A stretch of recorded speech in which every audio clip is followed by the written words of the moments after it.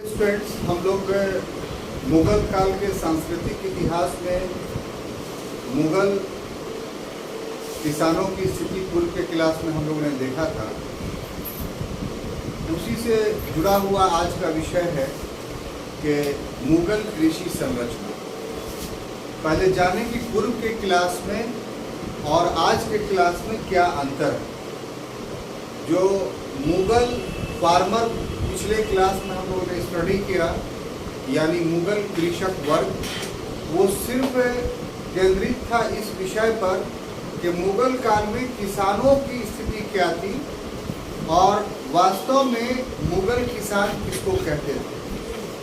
तो इस क्रम में हम लोगों ने पूर्व के क्लास में जो अध्ययन किया वो इस बात का कि खुद काश्त और पाही काश्त, मुजारियान और मुकर्ररे रया, ये चार शब्दों में जो पाही कास्ट थे वही वास्तव में मुगल काल में किसान थे और उसका विस्तार से हम लोगों ने अध्ययन किया। आज उसी की जुड़ी हुई एक कड़ी जिसको कुछ अलग रूप दे करके हम क्लास में प्रस्तुत करना चाहते हैं और बहुत सूक्ष्म अंतर है। अगर इस सूक्ष्म अंतर को आप बढ़िया से नहीं समझ पाइएगा तो अर्थ का अनर्थ कर देंगे। कल का टॉपिक जो था वो मुगल कृषक था, मुगल फार्मर के बारे में। आज का जो टॉपिक है वो मुगल कृषक संरचना से, यानी एग्रीकल्चरल स्ट्रक्चर से। अब देखिए साहब, पहले इस शब्द को हम लोग देखें कि जो कृषि संरचना शब्द है, ठीक है, हम अगर ये वर्ड एग्रीकल्चरल स्ट्रक्चर्स का इस्तेमाल करते हैं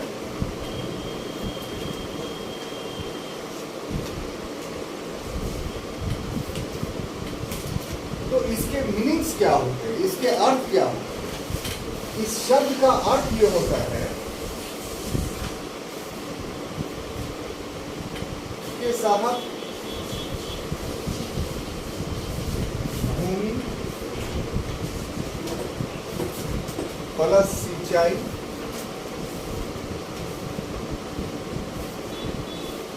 प्लस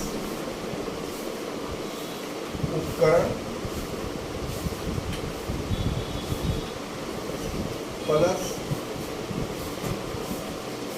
जमींदार प्लस किसान।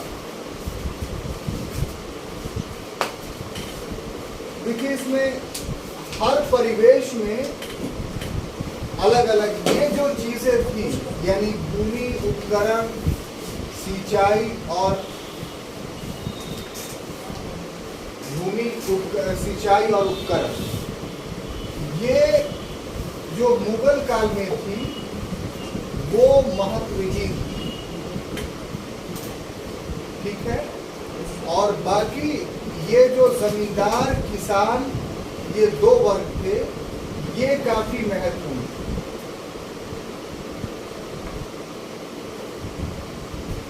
यानी अगर कार्षिक संरचना, एग्रीकल्चर स्ट्रक्चर्स की जब हम बात बोलते हैं आज के कंटेक्स्ट में, आज के परिवेश में, तो उसमें एग्रीकल्चर से जुड़े हुए जो भी चीजें हैं वो सब के सब उसमें चले आते हैं।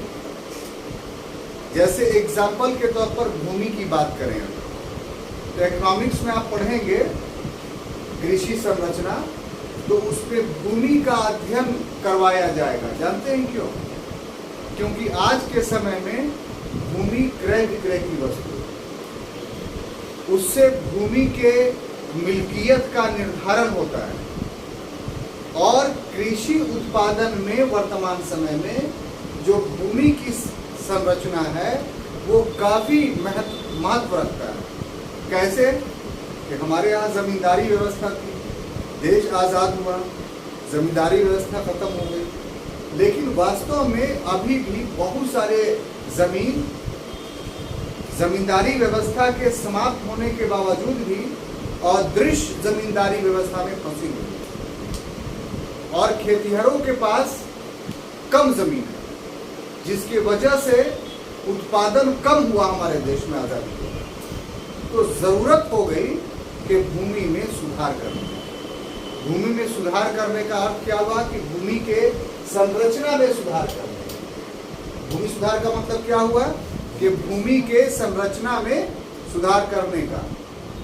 तब उसमें बिचौलियों की समाप्ति की गई, जमींदारों का उन्मूलन किया गया। जो मार्जिनलाइज्ड किसान थे, जो सीमांत किसान थे, उनके भूमि के अनुपात में वृद्धि की गई। जो भूमिहीन थे उनको भूमि प्रदान किया गया। इस प्रकार से वर्तमान समय में भूमि कार्षिक संरचना का एक अंग है, लेकिन मुगल काल में नहीं था। क्यों? क्योंकि मुगल काल में भूमि क्रय विक्रय की वस्तु नहीं थी, भूमि विपुल मात्रा में प्राप्त। वहां समस्या किस बात का था कि इतनी भूमि थी कि उस पर लोग किसानों को ला करके बसाते थे, मुफ्त में भूमि दे दिया करते थे कि तुम इसमें खेती करो और राजस्व दो। इसलिए वहां कृषि संरचना में भूमि को कोई महत्वपूर्ण स्थान प्राप्त नहीं था। उसी तरीके से जहां तक सिंचाई की बात है, तो मुगल काल में अधिकांश खेती जो है वो प्राकृतिक सिंचाई पर निर्भर था, यानी मानसून पे।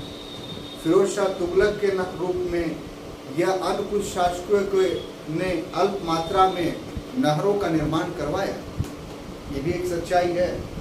लेकिन वो नहर पूरे भारत में फैले हुए नहीं थे, सर्वांगीण नहीं थे। इसलिए नहरों ने पूरे भारत में खेती को बहुत ज्यादा प्रभावित नहीं किया।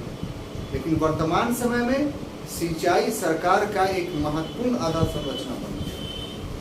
हर क्षेत्र में नहरों का जाल बिछा दिया, और यही वजह है कि वर्तमान समय में भारत में 43% जो भूमि है वो सिंचित है, वो नहरों के माध्यम से। तो अब उसमें खर्च होता है तो सरकार टैक्स लेती है। तो बजाते तौर पे नहर या सिंचाई एक कार्षिक संरचना, ट्यूबवेल का सरकार इंतजाम करती है, नहर के अतिरिक्त बोरिंग का इंतजाम करती है, इलेक्ट्रिसिटी देती है किसानों को, उसमें सब्सिडी देती है, इलेक्ट्रिसिटी में मुफ्त में भी कभी कभी बिजली देती है, माफ कर देती है कि आप फसल करें। तो सिंचाई का पूरा प्रबंध सरकार के द्वारा किया था। अकाल पड़ता है तो सरकार राहत देती है, तो इसलिए अधोसंरचना में आता है। उपकरण में एक से एक वर्तमान समय में उपकरण है, ट्रैक्टर है, हार्वेस्टर्स है। इस पर अनुदान देके सरकार इन मशीनों को किसानों को प्रदान करती है। बात समझ रहे हैं? लेकिन मुगल काल में ये सब नहीं था। वही पारंपरिक जो हल बैल था वो किसानों को खुद रखना पड़ता था। ये जो बड़े किसान होते थे वो छोटे किसानों को देते थे, तो छोटे किसान मजदूरी पर काम करते थे। सरकार को ये सबसे कोई मतलब उपकरण से नहीं हुआ करता। तो इसलिए ये तीन चीजें जो है वो आधुनिक काल में कृषि संरचना में महत्वपूर्ण है। जिस समय का हम लोग पढ़ रहे हैं उस समय ये महत्वहीन था। क्लियर? अब उस समय कौन महत्वपूर्ण था कृषि संरचना में? तो जमींदार और किसान। तो ये बात नोट्स में नहीं लिखी हुई थी, तो हम इसलिए बताना जरूरी समझें कि कार्षिक संरचना को अधूरे रूप में आप लेके ना चलें। कार्षिक संरचना का संपूर्ण अर्थ ये होता है, और ऐसे परिवेश में मुगल काल का जब कार्षिक संरचना का अध्ययन करेंगे तो इसका अर्थ ये होगा कि सिर्फ दो, यानी जमींदार और किसान का अध्ययन। क्लियर? अब हम लोग बारी बारी से उठाते हैं कि जहां तक जमींदार शब्द का प्रश्न, किसका? जमींदार का। तो ये अरबी भाषा का शब्द, किसका? अरबी भाषा, और जिसका अर्थ होता है भूपति। क्या? भूपति। इसको इंग्लिश में बोलेंगे तो लैंड लॉर्ड। ठीक है? अब ये जो जमींदार थे इसके तीन रूप हम लोग को मिलते हैं। कितना? तीन रूप मिलते हैं। इन तीनों रूपों को समझिए तो आपको पढ़ाई में अच्छा लगेगा। पहला, प्राथमिक जमींदार।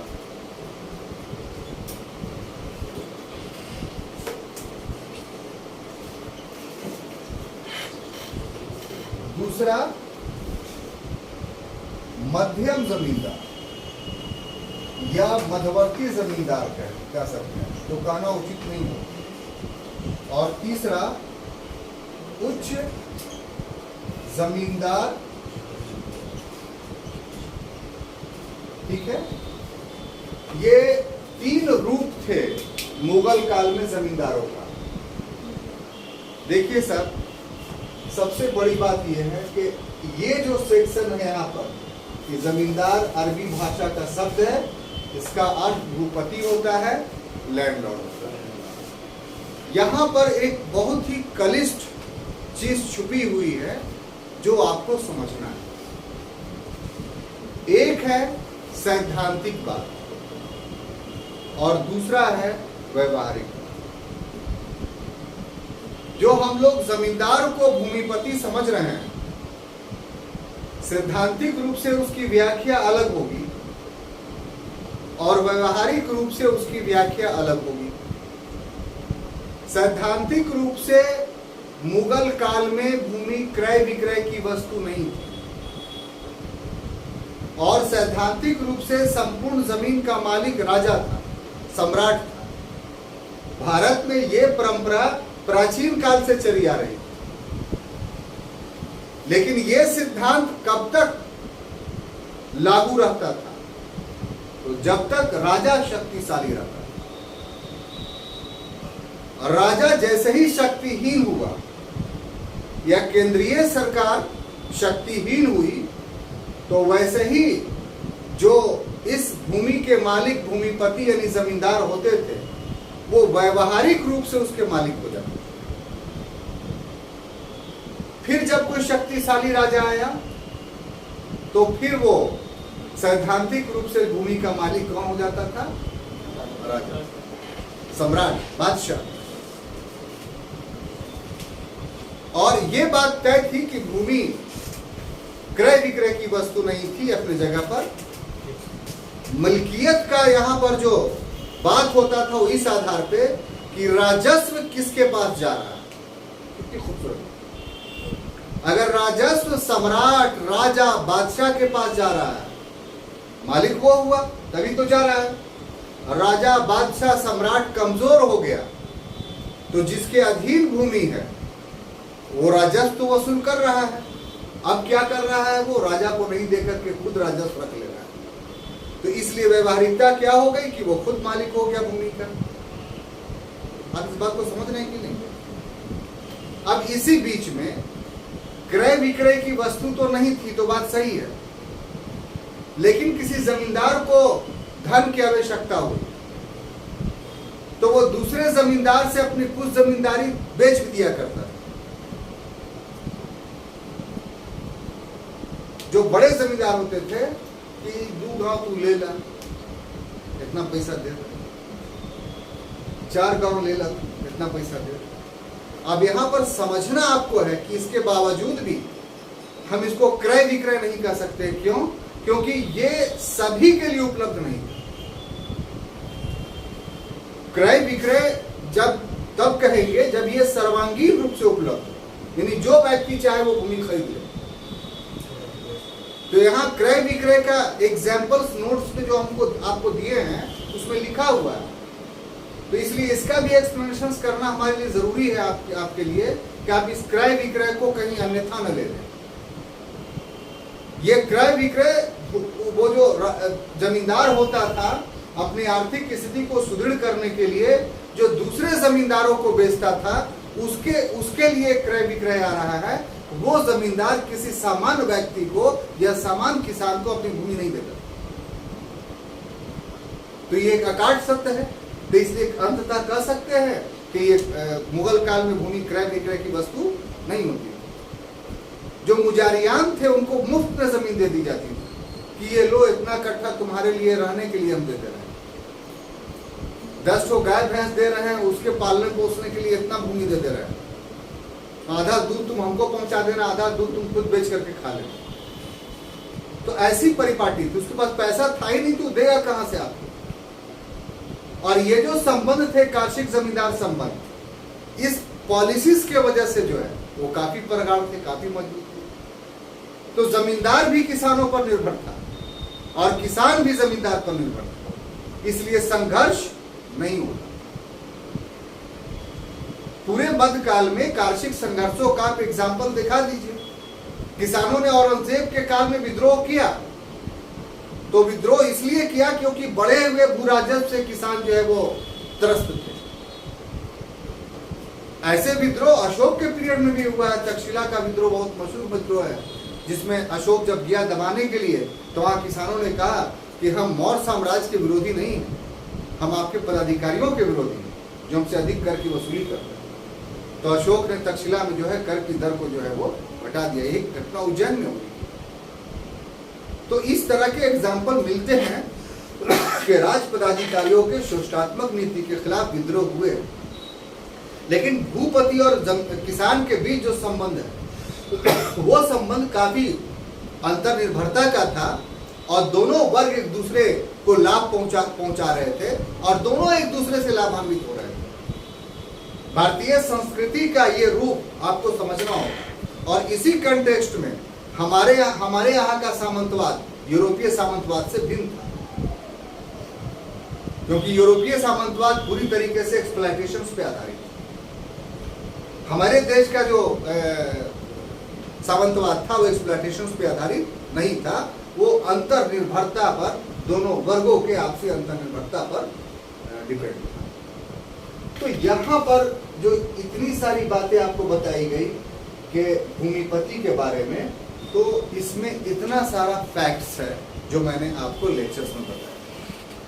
ठीक है, आप इतना लिखते हैं तो आपके पीछे इतनी समझ होनी चाहिए, और समझ इसलिए होनी चाहिए क्योंकि हो सकता है कि इसी खंड को छोटे रूप में क्वेश्चन में परिवर्तित कर। तो आप पढ़ के ऐसा चलिए कि आपका कंसेप्ट जो है इस परिवेश में पूरा स्पष्ट है। अब आइए इसके नीचे वाले के बाद कि इसको अगर आप नहीं समझिएगा तो फिर काफी गड़बड़ हो जाएगा। यही वो सेक्शंस है जिस सेक्शंस को पढ़ाने के लिए हम क्लास का आयोजन किए हैं, मैंने इसका, वरना इसकी बहुत सारी बात जो है वो पूर्व में पढ़ा चुके हैं। एग्रीकल्चर स्ट्रक्चर्स जो हम लोग आज पढ़ रहे हैं उसके पीछे मुख्य कारण यही कि इसको बाइफरकेट करना है, इसको समझना। बहुत आसान है, ऐसी बात नहीं कि बहुत मुश्किल है ये, और इस ढंग से समझिए और पढ़िए कि फिर हमेशा के लिए आपको ये याद हो जाए। देखिए साहब, प्राथमिक जमींदार जो क्या था, ये भूमि का मालिक था। अब देखिए मालिक हम लिखेंगे तो मालिक का अर्थ क्या है पूर्व में हम बता चुके हैं। मालिक कब तक? व्यवहारिकता पर। सैद्धांतिक रूप से ये भूमि का मालिक नहीं था। कौन था? राजा था। लेकिन वह व्यवहारिक रूप से भूमि का उपभोग कर रहा है, तो इस कारण से हम इसको मालिक मान रहे हैं। क्लियर? तो भूमि का मालिक था, है ना, प्लस मजदूरों से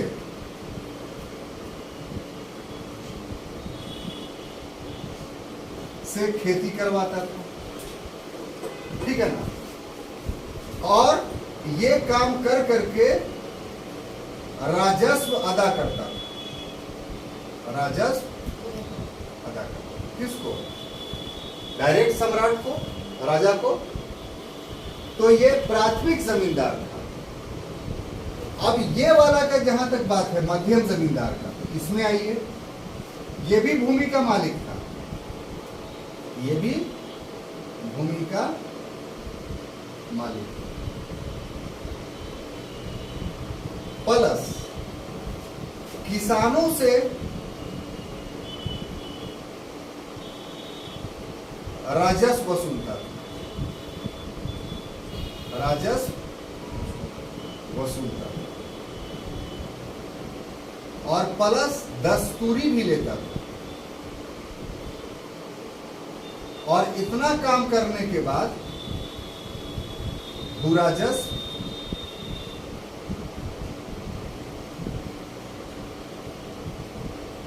अदा करता। ठीक है, हम समझाते हैं फिर एक्सपीरियंस से। पहले माने जो अंतर है जिस कारण से, उसको आप समझ लीजिए। ये उच्च जमींदार जो था, हाई लेवल का जो लैंडलॉर्ड था, वो क्या था कि ये भी भूमि का मालिक था, भूमि का मालिक था, प्लस किसानों से राजस्व भी वसूलता था, किसानों से राजस्व भी वसूलता था, और प्लस एक काम और कि स्थानीय प्रशासन भी चलाता था।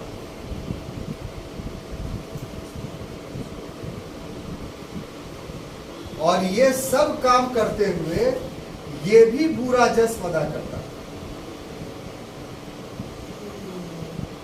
ठीक है, और उसके इस गुण के कारण ये जो उच्च जमींदार था ये राजा कहलाता था। ये नहीं कि मुगल काल से, पहले ही से।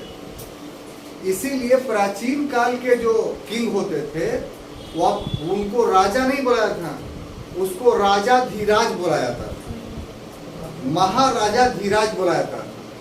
ऐसा क्यों? क्योंकि राजाओं का राजा है, इसका मतलब उसके अधीन और बहुत सारे राजा हैं।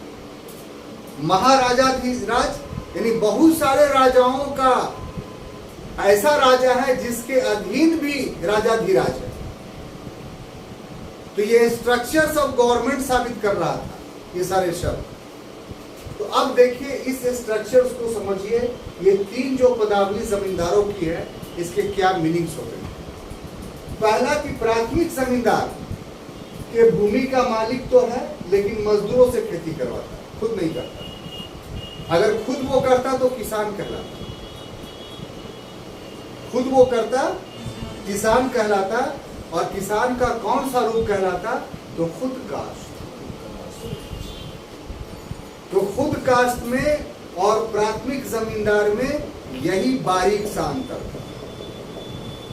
दोनों की जीवन पद्धतियां एक थी, दोनों का लिविंग स्टैंडर्ड एक था, लेकिन डिफरेंस क्या था कि एक खेती करता था और एक नहीं। गांव देहात में सामाजिक सम्मान का निर्धारण जानते हैं कैसे होता है? बूढ़ी लोग के बीच जब लड़ाई होगा गांव देहात में तो दूसरा को क्या बोल देगी? अरे तोर तो ददिया घास गढ़नी हलो रे, घास गढ़ हलो।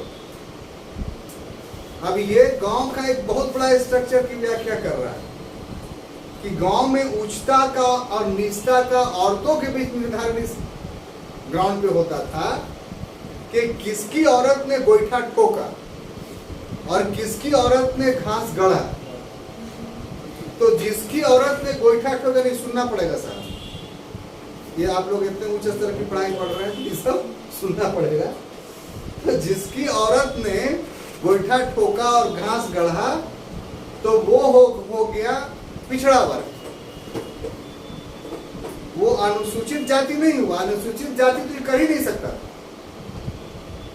उसको तो दूसरे के दिए हुए जूठे खाने पे जिंदगी गुजारनी थी। उसके हाथ तो चूल्हा ही नहीं जलता था, बाबू दे दा थोड़ा सा, दे दा ले सर, वो फेंक कर। ये मध्यवर्ती जातियां जो थी उनके बीच इस तरह की बातें होती थी। अब उसी में कोई बड़ा खुद कास्ट है, ये जो बुढ़ियों के बीच में ये सब जो बात कहा जाता था वो खुद कास्ट की मैं बात बता रहा हूं। तो खुद कास्ट में जो बड़ा उनकी औरतें जो है गोईठा नहीं ठोकती थी या, लेकिन खेती वो करते थे। लेकिन जो नीचे वाले खुद कास्ट में उनका गोईठा ठोकते थे और घास गढ़ के लाते थे, तो उनके बीच तो शादी ब्याह के संबंध थे ना। तो लड़ाई हुआ तोड़ तो मैया घस गढ़ा नहीं हलो, दोनों एक ही समान जाति के। तो इस ग्राउंड पे झगड़ा होता था। हम एग्जाम्पल्स क्यों दे रहे हैं कि जो प्राथमिक जमींदार था और जो खुद कास्ट था उसके बीच माइनर सा डिफरेंस यही था कि प्राथमिक जमींदार खुद खेती नहीं करता था और खुद कास्ट किसान खुद खेती करता था। दोनों के पैदावार बराबर होते थे, दोनों के बदन पे कपड़े एक तरह के रहते थे, समान रूप से दोनों का घर भी एक तरह का रहता था। लेकिन ये इस ग्राउंड पे उससे उच्च हो जाता था कि ये खुद खेती नहीं करता। इसलिए आपको ये बात बताई गई। अब मध्यम जमींदार क्या था, अब जो हुआ तो राजस्व दे दिया, पटवारी को देना है या हर के अलग अलग हिसाब थे।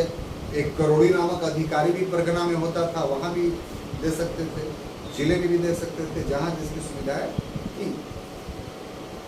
दूसरा जो मध्यम श्रेणी का, उसमें क्या था कि ये दोनों तो था ही, यानी भूमि का मालिक था और अपना खेती मजदूरों से करवाते, यहाँ पर अंतर हो गया। और उसके अगल बगल की जो खेतियां थी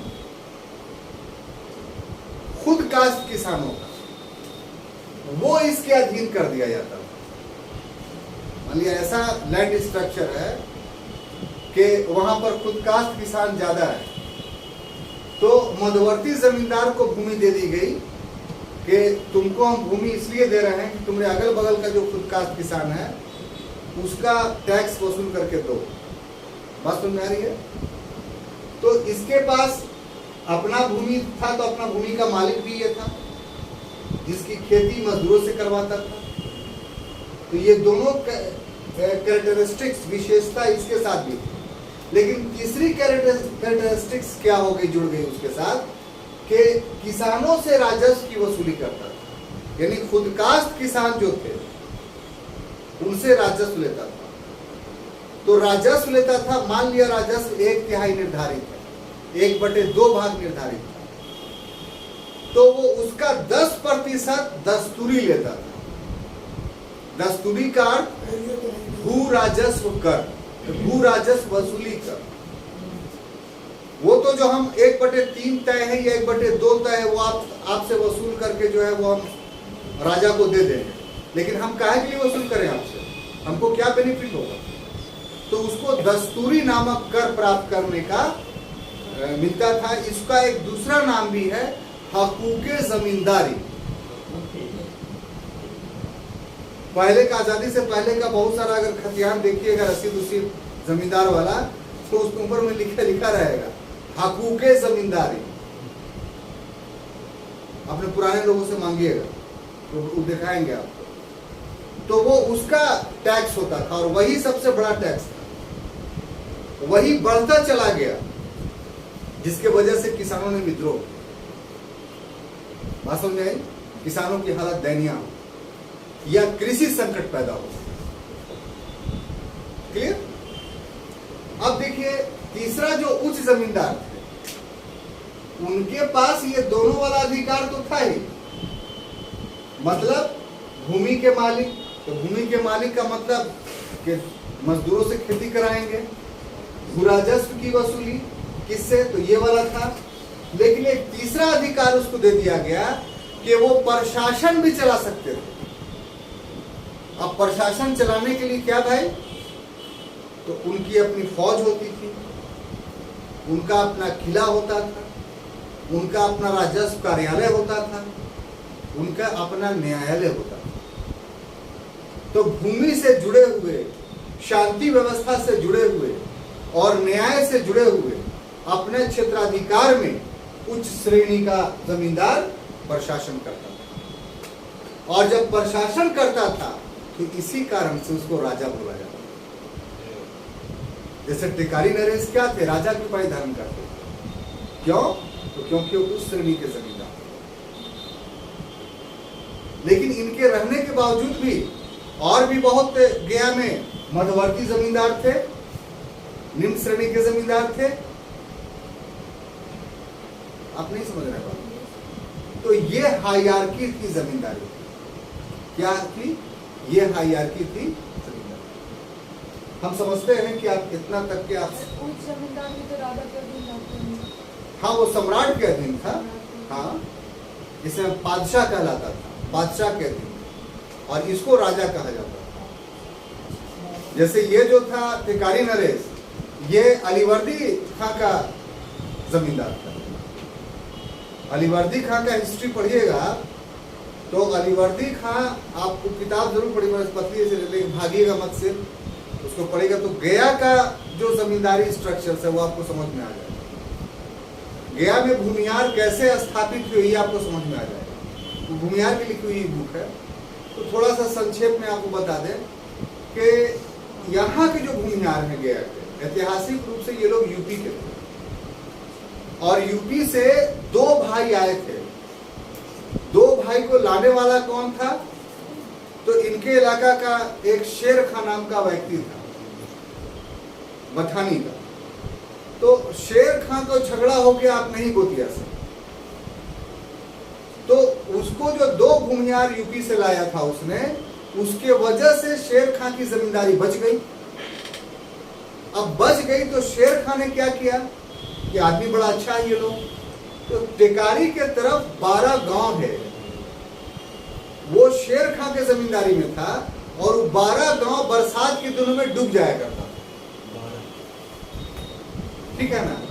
ऐसे ऐसे 12 गांव की जमींदारी जो होती थी वो प्राथमिक जमींदारी कहलाती थी। आप बात समझिए।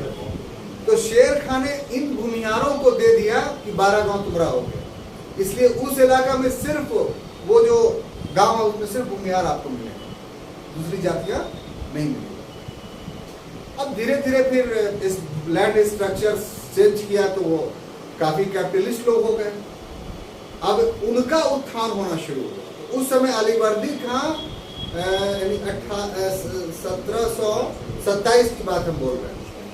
अलीवर्दी खां बिहार का उपनायक था, पटना में रहता था। अब देखिए जब सरफराज खां की मृत्यु हुई, नहीं सुजाउद्दीन खां की मृत्यु हुई तो उसका बेटा सरफराज बना। कब का? 1739 में। तो 1739 में एक बहुत महत्वपूर्ण युद्ध हुआ है बिहार में, घिरिया का युद्ध। ये घिरिया का युद्ध जानते हैं कहाँ है? इसी गया में एक गांव है घिरिया, और जो है भाई उधर ही है। आपको बोला था पढ़िए कम से कम किताब, ऐसी अंधेरा में तीर मत मारा। तो घिरिया का युद्ध हर किताब में लिखा हुआ है, बहुत मशहूर। इसमें इन भूमिहारों ने पूरा का पूरा साथ दिया किसको? अलीवर्दी खान। तो अलीवर्दी खान सरफराज खान को हराने में सफल हुआ और वही 49 से लेकर के 56 तक जो है वो अलीवर्दी खान बंगाल का नवाब है। तो उसी समय टेकारी राज की स्थापना हुई, यानी ये पूरा इलाका अलीवर्दी खान ने किसको दे दिया? टेकारी नरेश को, वही नरेश की बात। तो इस ढंग से टेकारी राज आपको 1748-49 में अस्तित्व में आया और 1947 तक जो है ये अपने अस्तित्व में बाद के कालों में भी रहा। ये इसका वैभव आपको 61-62 तक वहाँ राजा रहते थे। कहाँ? टेकारी में। बाद में उन्होंने अबेंडन कर दिया, फिर लोग चले आए यहाँ हदिया में, शोक हदिया का जो समर पैलेस था वहाँ। ये सब इलाका में इन लोग का जमीन जायदाद सब कर सकता है। स्थानीय स्तर पर इसलिए बोल रहे हैं कि जब बीपीएससी आप लोग दीजिएगा तो बोलिए कि गया से आए हैं, तो हो सकता है कि लोकल हिस्ट्री के बारे में आपसे पूछे या आप तरह पूछा करते कोई भी रही आप ये सब जानिए। तो हम एग्जाम्पल जानबूझकर क्यों दिया कि टेकारी नरेश को राजा क्यों बोला जाता है? क्योंकि वो उच्च जमींदार। अब बात समझिए, क्लियर होगी, कोई कंफ्यूजन नहीं। अब देखिए साहब कि इस काल में जमींदारों को जो है वो विशेषाधिकार भी मिले हुए हैं। जमींदारों को स्पेशल राइट जो आम लोगों को मिला हुआ नहीं। तो ये विशेषाधिकार क्या था भाई, ये समझना होगा आपको। तो क्रम से हम इसको बताते चलते हैं कि यहीं से शुरू होता है कि भूमि वंशानुगत हो।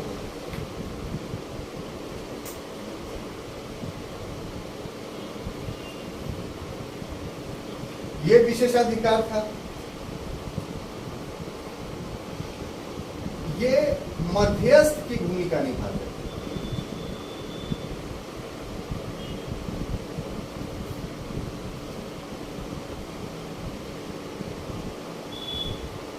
ठीक है। तीसरा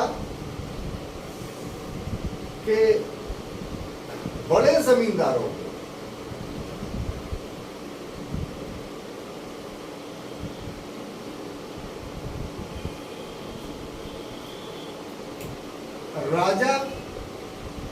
की उपाधि दिया।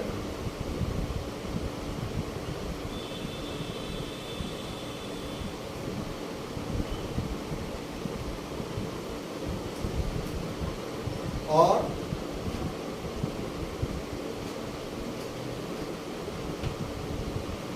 मजदूरों पर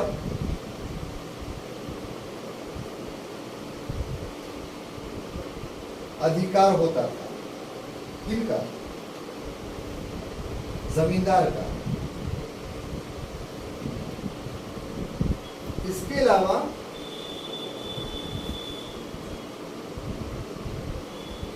बेदखल करने का अधिकार होता है। ठीक है।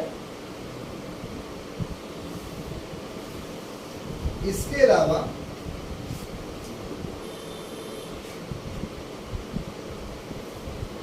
सौजातीय सेना ये लोग रख सकते हो। अब देखिए, इसको समझने की जरूरत है, तब आप उस समय की जमींदारी व्यवस्था को समझ पाएंगे। पहली बात ये कि भूमि वंशानुगत हो। देखिए, हम इसीलिए इसको यहां पर उतना लंबा चौड़ा भाषण दिया कि सैद्धांतिक रूप से भूमि जो थी वो राजा की थी, व्यवहारिक रूप से जमींदार की थी।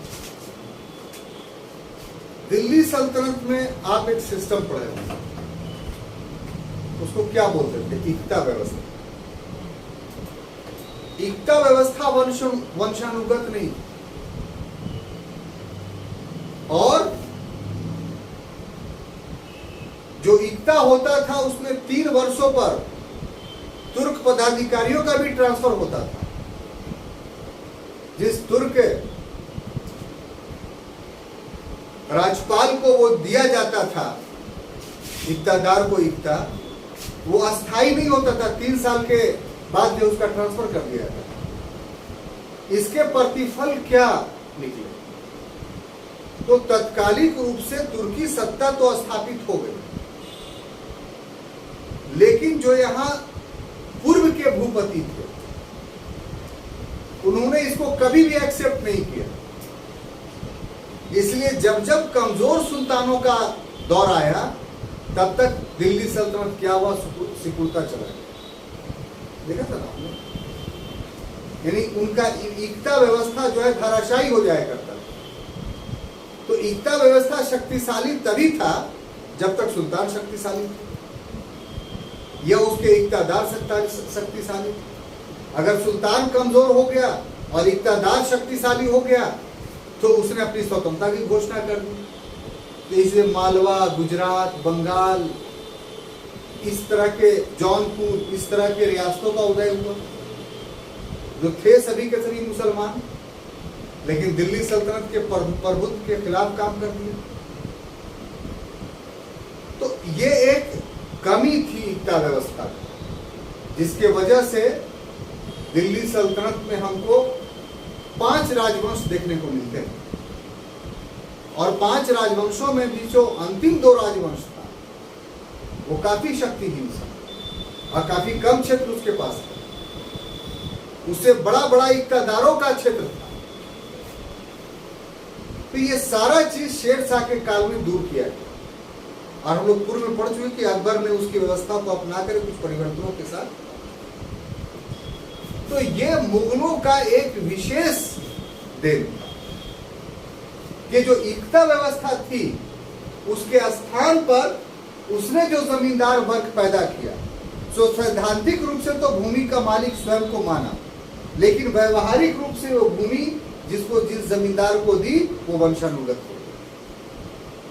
यानी अगर वो जमींदार मर गया तो फिर उसे छीना नहीं गया, बल्कि उसके बेटा को दे दिया। इक्ता व्यवस्था में तो 3 ही साल के बाद भाग जाना था, मरने के बाद तो बहुत दूर की बात है। लेकिन यहां था कि नहीं, इस बात की गारंटी हो गई कि ठीक है, भूमि अकबर का है, भूमि जहांगीर का है, भूमि शाहजहां का है, लेकिन उसका उपभोग करता कौन है? तो अमुक का नामक जमींदार है। और जब का मर गया तो उसका बेटा का 1 उसका जमींदारी लेगा। तो इस तरीके से वंशानुगतता जो है इसकी विशेषता था मुगलकालीन जमींदारी। लेकिन इसमें यहाँ बोलते चले आपको कि ये मिल्कियत आप साबित मत कीजिए। सैद्धांतिक रूप से, व्यवहारिक रूप से मिल्कियत हो गई, और मिल्कियत इसलिए भी नहीं होगी क्योंकि ये बिक्री की वस्तु नहीं है। बहुत कम जमीन बिकते थे जो एक जमींदार दूसरे से खरीदते थे, वो एक अलग बात है। अब दूसरा कि इनकी भूमिका क्या हो गई, तो मिडिल मैन, जमींदारों मध्यस्थ। अब मध्यस्थ की भूमिका, मिडिल मैन की भूमिका का अर्थ क्या हुआ कि जो जनता था और जो बादशाह था, बादशाह जो दिल्ली में या आगरा में बैठा हुआ था, उसके बीच ये मिडिल मैन हुआ। ये मिडिल मैन किसानों और सरकारों के बीच नहीं हुआ, ये मिडिल मैन किसके बीच, जनता और सम्राट के बीच, बादशाह के बीच हुआ। किसके बीच, जनता और बादशाह के बीच। अब देखिए, हमने आपको मुगल आर्किटेक्ट पढ़ाया था, याद कीजिए। उसमें फतेहपुर सीकरी का किला बताते समय हमने कहा था कि वहां दीवाने आम जो था उसमें बीच में बादशाह के लिए जालीदार जगह बैठने के लिए, बाकी चारों ओर मनसबदारों का जो है वो छोटा छोटा घर है, उसमें मनसबदार बैठते थे। फिर पीछे जनता के बैठने के लिए प्लेटफॉर्म बना हुआ था, जैसे गैलरी होता है ना, स्टेडियम वगैरह का, उस टाइप का। बीच में मैदान था जिसमें बहुत सारे खेल तमाशे हुआ करते थे, ये जनता भी बैठ जाती थी। तो ये जमींदार अकबर के पास, ये मुगल शासक के पास जाते थे तो इनको पद वहीं पर दिया जाता था कि आप जो जितना लेवल का जमींदार था उसको उसी स्तर का कुर्सी जो है वहां दे दिया था, और वहां दीवान सारा हिसाब किताब करता था। ये जो चेक बैलेंस था जमींदारी में, तो यही चेक बैलेंस से मुगल काफी शक्तिशाली रहे। क्यों शक्तिशाली रहे कि जनता पर प्रभावी नियंत्रण वो जमींदार के माध्यम से बनाए रहे, और जमींदार को अगर परेशान किए हुए मुगल बादशाह तो जमींदार पूरी तरीके से स्वामिभक्त रहता। यही तो वजह है साहब कि औरंगजेब के मरने के बाद भी उसका जो बेटा या पोता लोग था एक लंबे समय तक, लगभग 150 वर्षों तक जीवित रहा। पैसा था तब ना, बहादुर शाह जफर को पैसे की दिक्कत हुई। बहादुर शाह जफर था कि जो पेंशन याफ्ता था, या अकबर द्वितीय तक है, अकबर द्वितीय पहला बादशाह था जो पेंशन याफ्ता अंग्रेजों का बना। अकबर द्वितीय से पहले जो था, पढ़ाएंगे इसे, पढ़ाइए नहीं, या आप लोग पूर्व में पढ़े हुए होंगे तो आपको याद होगा कि अकबर द्वितीय पहला पेंशन याफ्ता था। उसके पहले जितने शासक हुए शाह आलम द्वितीय तक, वो राजस्व से ही अपना जीवन चला रहे थे या शासन चला रहे थे। तो पैसा तो मिल रहा था, तो उसी संरचना से पैसा मिल रहा था, ठीक है। अब वैसे करोगे तो पढ़ाई होगा। उसके बाद तीसरा कि बड़े जमींदारों को राजा की उपाधि दी गई, किंग। तो यह भी एक प्रशासनिक सुदृढ़ीकरण का प्रयास था। एक तो थे जो रियासत के मालिक थे, जैसे आमेर का रियासत, मारवाड़ का रियासत, मेवाड़ का रियासत। तो इन रियासतों पर मुगलों का कोई अधिकार नहीं था। ये अपने रियासत में स्वतंत्र राजा थे। मुगल के यहां ये क्या थे, तो मनसबदार थे, यानी पदाधिकारी थे। वजीर बनाया गया, सेनापति बनाया गया, विभाग दिए गए, यानी मंत्रालय में थे ये लोग। और बड़े क्षेत्र पर मुगलों का कब्जा था। तो जो मुगलों का कब्जा था उसमें ये बड़े जमींदार जो मुगलों ने बनाए, उसको राजा की उपाधि इसने दी। एक राजा जिसका अपना पुश्तैनी राज था, आमेर का, मेवाड़ का, मारवाड़ का, वो राजा ये नहीं था सर। वो तो बहुत बड़ा, वो तो समझ जाइए कि मुगलों के पैरल वो लोग थे। और यही एक पढ़ाए थे आपको मुगल प्रशासन में कि भारत में मुगलों का शासन वास्तव में एक कन्फेडरेशन है। पूरे भारत पर मुगलों का शासन नहीं था, ऐसा नहीं कहा जा सकता। एक परिसंघ था जिसमें मुगल भी थे और राजपूत रियासत भी थे।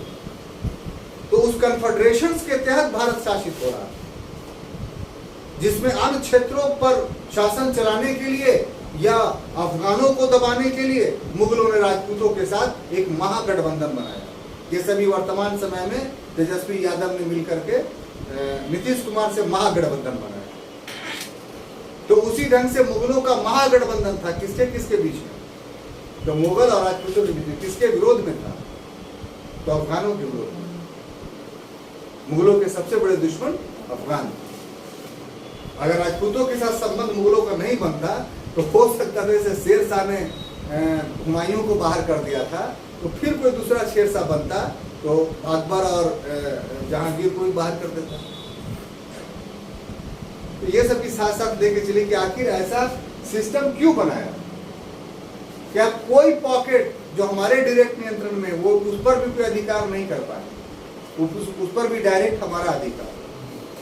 मजदूरों पर अधिकार दे दिया गया। अब ये टेक्निक्स देखिए, हम आगे में राज खोलेंगे इसका कि हु वेयर मजदूर इन मुगल पीरियड। मुगल पीरियड में कौन मजदूर? तो भारत की 33% जो आबादी थी, जिसको मुगल काल में जो मजदूर हम कह रहे हैं, तो उसकी भाषा में क्या कह सकते हैं? पाही काश्त या मुजारियान, यही दो नाम लेंगे। खुद काश्त को तो नहीं लेंगे, मुकर्रर रयाह को तो नहीं लेंगे। तो पाही काश्त या मुजारियान, ये कौन लोग थे? यही सभी के सभी शेड्यूल कास्ट के लोग, या कुछ ओबीसी के भी लोग थे आज के कंटेक्स्ट में। इनकी कुल आबादी जो इतिहासकारों ने छानबीन करके निकाली, वो लगभग 30 से 33% थी। इसको मुगलों ने छोड़ दिया। अगर कहिए कि डायरेक्ट कि मुगल प्रशासन में ये लोग ऐसे वर्ग थे जो मुगल प्रशासन के नीतियों के कारण शोषण के शिकार हुए, तो गलत ना होगा। मुगल लोग एक्सप्लॉइटर नहीं थे, ऐसा कहना उचित नहीं होगा, क्योंकि पढ़ने के क्रम में हम लोग पीछे पड़ चुके हैं कि मुगलों का शासन अस्थायी इसलिए हुआ कि सभी वर्गों को उससे लाभ हुआ। तो यहां पर एक अपवाद भी है कि नहीं, एक वर्ग ऐसा था मजदूरों का जिसको लाभ नहीं हुआ था मुगलों के लिए। क्यों? क्योंकि उनको जमींदारों के ऊपर छोड़ दिया। वो उनको जमीन दे भी सकते थे, जमीन से बेदखल भी करते थे, उनकी पिटाई भी कर सकते थे, उनसे अधिक राजस्व की वसूली भी कर सकते थे। तो ये सब शोषणात्मक नीति जो इन वर्गों के साथ अपनाई गई, उसके कारण ये वर्ग दलित बन गए। कितनी खूबसूरत। ऐतिहासिक रूप से आपको जानने का हक है ना कि आखिर वो वर्ग दलित क्यों बना, क्योंकि इतिहास में जानिएगा तभी उनका सुधार कर पाइएगा कि उनके साथ हुआ क्या था। तो उनके साथ अधिक कर की वसूली की गई थी, उनको किसी प्रकार का भूमि का अधिकार नहीं दिया गया था, उनको जब पाया गया था तो उनको भूमि से निकाल दिया जाता। तो इस कारण उसकी स्थिति दयनीय हुई। तो ये एक विशेषता थी, बेदखल करने का अधिकार बता दिया। अब देखिए कि ये जो काम किया सौजातीय सेना का, यही वो चीज थी जिस चीज ने एक प्रकार से कहिए कि मुगलों को बहुत दिन तक जीवित रखा, और दूसरा ये भी कि भारत की राजनीतिक शक्ति को कमजोर कर। कि जो राजा होते थे ना, यानी तृतीय प्रकार के जमींदार, तो ये राजा जो होते थे, इनको आप समझिए कि राजा यूं ही राजा नहीं होते थे, उनका एक विशाल महल होता था। काहे सब बेच दिया टिकारी वाला, कितना हिस्टोरिकल प्लेस था लोकल। मैंने यही बोला जाता है कि बंदर के हाथ में नारी हो। नहीं, आप तो खैर नहीं देख पाए होंगे किला को, हम लोग देखे थे। हम लोग के सामने वो सब खंदक वगैरह सब था पूरा, हम उस किले के अंदर गए भी थे। तो ठीक है, प्राइवेट प्रॉपर्टी, लेकिन एक सिंबॉलिक थी ना भाई, कि हमारा स्टूडेंट चाहता कि भाई उस समय राजा कैसा होता था, तो हम तो उसको दिखा सकते। टिकारी नरेश का हमाम आपने देखा है, साथ बचा हुआ है कि नहीं? हमाम माने बाथरूम, बाथरूम में जहाँ नहाया जाता है, स्नान घर। तो साहब कभी देखिए ये सब, यही सब जो है हिस्टोरिकल एविडेंस विलुप्त होता जा रहा है। ये अंग्रेज विलुप्त नहीं, अंग्रेज तो सुधार के गए थे बहुत सारे। हमारी सरकारें कैसे विलुप्त करें इसका एग्जाम्पल देंगे कि टेकारी किला तो खत्म हो ही गया, जो एक राजा का सिंबॉलिक था, हम लोग अध्ययन कर सकते थे, तो अब ये हो गया। अब देखिए कि उसकी जो रानी थी टेकारी नरेश, तो वहां नहीं नहाती थी, किला से अंदर अंदर रास्ता बना हुआ था, उसके कमरे के बाहर से रानी जान रहती थी। और पंचानपुर देखे हैं तो पंचानपुर से टेकारी की तरफ बढ़िएगा तो बाएं साइड में आपको एक मंदिर मिलेगा, बहुत बड़ा मंदिर। तो देखबे नहीं करते हो तो कुछ खाली घूमने जाते हो, लड्डू खाने जाते हो। आगे तो बोली कब देखे हो, मंदिर तो बहुत सारा नहीं, वो बहुत प्राचीन मंदिर है। मंदिर जो नया बना होगा वो उसकी संरचना अलग होगी, जो प्राचीन मंदिर होगा आप दूर से पकड़ लीजिएगा।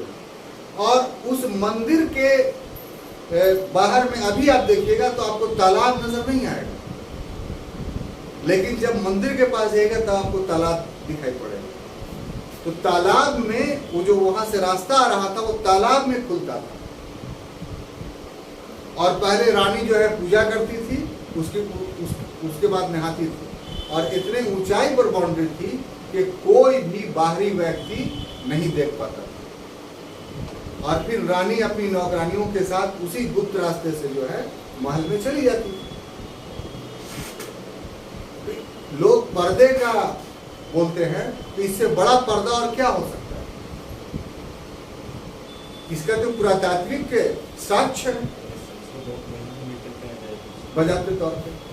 अब ऐसी तरह परिस्थिति में उस पुरातत्व को जीवित रखना चाहिए था कि नहीं, लेकिन डिस्ट्रॉय कर दिया, खत्म कर दिया। उसी का जेल था आपको यहाँ जिसमें जनता कॉलेज है, उसको डिस्ट्रॉय कर दिया, सब बेच दिया, लोगों ने खरीद लिया, खत्म कर दिया। तो गया में बहुत सारी ऐतिहासिक धरोहरें थी जिसको समाप्त किया गया। तो अब हम थोड़ा भाग गए थे, टॉपिक पर आते हैं। तो टेकारी नरेश तो उनका अपना महल था, उनकी सौजातीय सेना थी। जितना भी राजा होता था ना, वो दूसरी जाति का आदमी को अपने फौज में नहीं रखता था, उसका सब का सब सौजाती। उसके पीछे क्या था कि वो स्वामी भक्त होता था, और ये सैनिक को वो राजा जो है इसके बदले में भूमि प्रदान करता था। और उसके दरबार में यानी घर के अंदर जो नौकर चाकर या और लोग थे वो भी भूमिहार होते थे, वो भी दूसरे नहीं। तो इस प्रकार से भूमिहारों का भी कैटेगराइजेशन हो गया, एक श्रेणी हो गया, कोई ऊंचा भूमिहार, कोई नीचा भूमिहार, कोई ये। तो एक वो मतलब के राज दरबार में काम करने वाले श्रेणी, निम्न श्रेणी के भूमिहारों का एग्जाम्पल देते हैं आपको कि आप पंचानपुर से पहले एक नदी है, तो नदी में उस नदी ऐसे ऐसे बह रही है, ऐसे खड़ा होकर देखिएगा तो वो नदी 20 से 2 भाग में बढ़ गई और बीच में जो है गांव है, वो गांव पूरा पूरा भूमिहारों का गांव। और उस गांव में जब पानी आ जाता है तो नाव से लोग आना जाना करते हैं, पुल नहीं बना। तो वो कौन लोग थे? वो लोग थे जो टेकारी नरेश के घर के अंदर जो है काम किया करते थे। तुमको दे दिया बगल में, जाओ वहां जाकर के रहो और आ करके हमारे यहाँ अप एंड डाउन कर दो। कहने का मतलब है कि किसी जाति का राजा होता था मोगलों के पीरियड में, तो उसी जाति का सैनिक, उसी जाति का सेवक, यानी उसके दरबार में दूसरे लोग इन नहीं कर सकते। ये एक विशेषता, ठीक है। तो कृषि संरचना में जमींदारों के बारे में इतनी बात है। अब देखिए जो अगला चीज है वो क्या है साहब? तो किसान है ना। तो किसान के बारे में हम पूर्व के क्लास में पूरा विस्तार से आपको पढ़ा चुके हैं। तो कौन कौन? तो खुदकाश,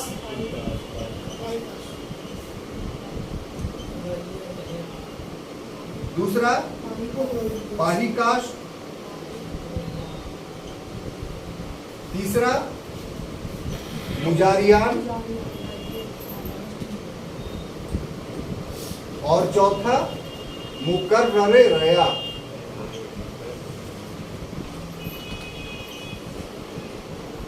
अब देखिए, चूंकि ये चारों के बारे में बड़ा विस्तार से पीछे में विवरण दे चुके हैं, तो वो कैसेट पे भी उपलब्ध है किस शीर्षक में, तो मुगल कृषक, वहां देख लीजिएगा। अब इसमें उसका दोहराव होगा, लेकिन मुगल कृषि संरचना अगर क्वेश्चन आपको आएगा तो इस तरह से खाली लिख के छोड़ेगा नहीं, ये पूरा एक्सप्लेनेशन आपको कर, चूंकि आप पहले से समझे हुए हैं तो उसी बात को हम दोहराएंगे तो ये उचित नहीं है। तो इस ढंग से साहब हम अपना क्लास आज ये ख़त्म करते हैं, तब तक के लिए हमें इजाज़त दीजिए या अनुमति दीजिए। Thank you.